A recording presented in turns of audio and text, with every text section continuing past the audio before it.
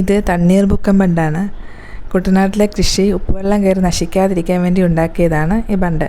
ഇതിൻ്റെ ഒരു ഭാഗം ശുദ്ധജലവും ഒരു ഭാഗം മറ്റേ ഭാഗം ഉപ്പുവെള്ളവുമാണ്. ഒരുപാട് തവണ ഇതുവഴി കടന്നു പോയിട്ടുണ്ടെങ്കിലും ഇത് കാണാൻ വേണ്ടിയിട്ട് ഇറങ്ങുന്നത് ആദ്യമായിട്ടാണ്.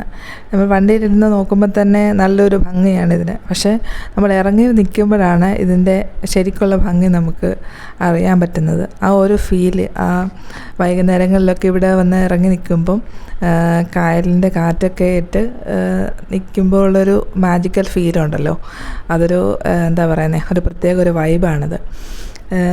നമുക്ക് ഇതിൽ ചെറിയൊരു കാര്യം ശ്രദ്ധിക്കാനുള്ളത്, കുട്ടികളെയൊക്കെ കൊണ്ടുവരുമ്പം കുറച്ച് സേഫ്റ്റിയുടെ പ്രശ്നമുണ്ട്. സൈഡൊന്നും കെട്ടിയിട്ടൊന്നും ഇല്ലാത്തതുകൊണ്ട് അവർ അപകടത്തിൽപ്പെടാനുള്ളൊരു ചാൻസൊക്കെ ഉണ്ട്. തീരെ ചെറിയ കുട്ടികൾ, ഓടി നടക്കുന്ന പിള്ളേരൊക്കെ കൊണ്ടുവന്നാൽ. പിന്നെ ഇതിൻ്റെ സൈഡൊക്കെ കെട്ടിയിരിക്കാനുള്ള ഒരു അറേഞ്ച്മെൻറ്റ്സ് ഒക്കെ ചെയ്യുവാണെങ്കിൽ നല്ലൊരു ടൂറിസം പ്ലേസ് ആക്കാൻ പറ്റുന്ന ഒരു സ്ഥലം തന്നെയാണ് ഈ തണ്ണീർമുക്കം ബണ്ട്.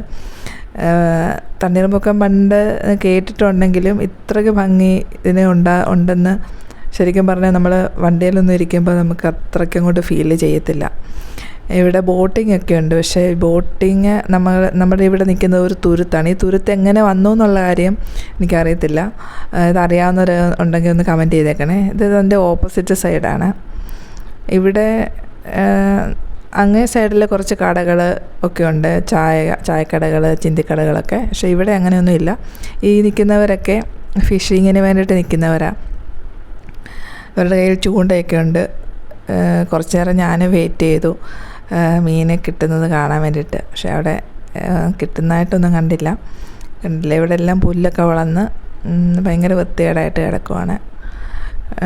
ഇവിടെയൊക്കെ നല്ല മരങ്ങൾ, നല്ല തണലൊക്കെയാണ്. നല്ല ചൂടുള്ള സമയത്തൊക്കെ ആണെങ്കിലും നല്ല കാറ്റും തണലും ഒക്കെ കിട്ടുന്ന സ്ഥലമാണ്. സൈഡൊക്കെ കെട്ടി ഇവിടെ ബെഞ്ചൊക്കെ ഉണ്ടാക്കി ഇടുകയാണെന്നുണ്ടെങ്കിൽ നല്ലൊരു സ്ഥലമാണ്.